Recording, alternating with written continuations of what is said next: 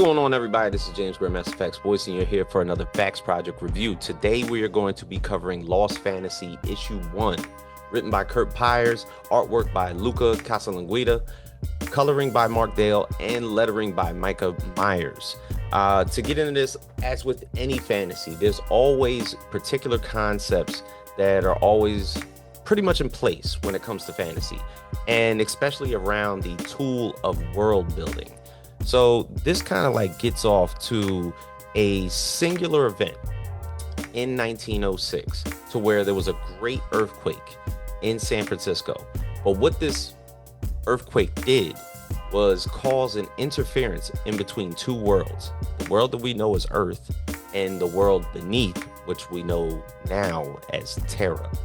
And this other world beneath our feet has an incorporation of otherworldly beings, monsters that might be a little bit unrecognizable, flying creatures, elves, so on and so forth.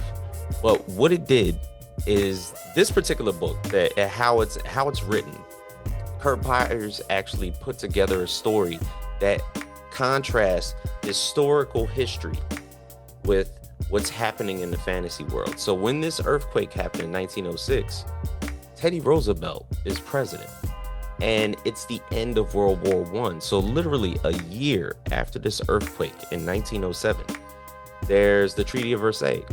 And in that signing, there's an amendment at the end of World War I called the Obsidian Amendment, which is to co-opt funding and cooperation between the borders between this world on Earth and Terra, the world beneath us.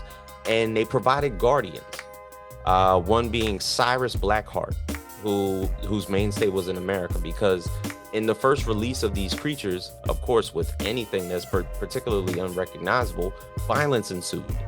And there was a particular battle that went on about it, and Cyrus Blackheart was one of the people that was incorporated in defeating these beasts in the very beginning.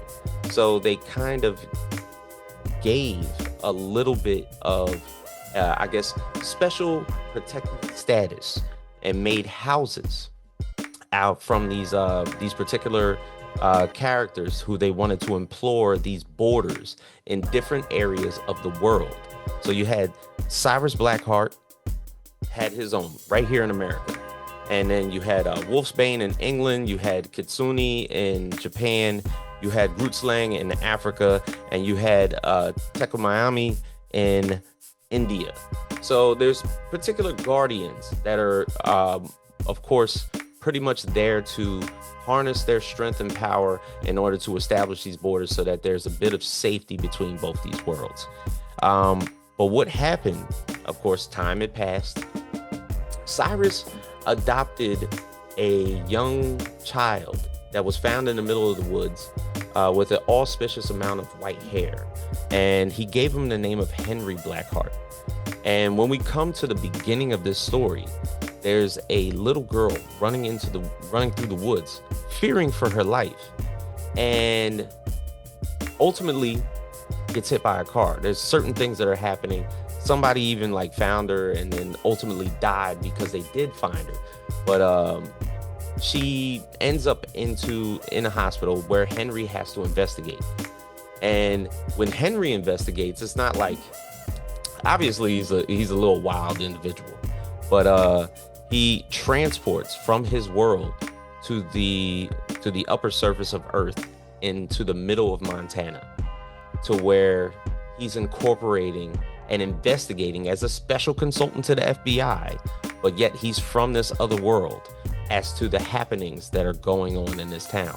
And there's a particular question to where we find out in this cliffhanger is like, ultimately when this whole thing began, there was an agreement between the world beneath us and the world above.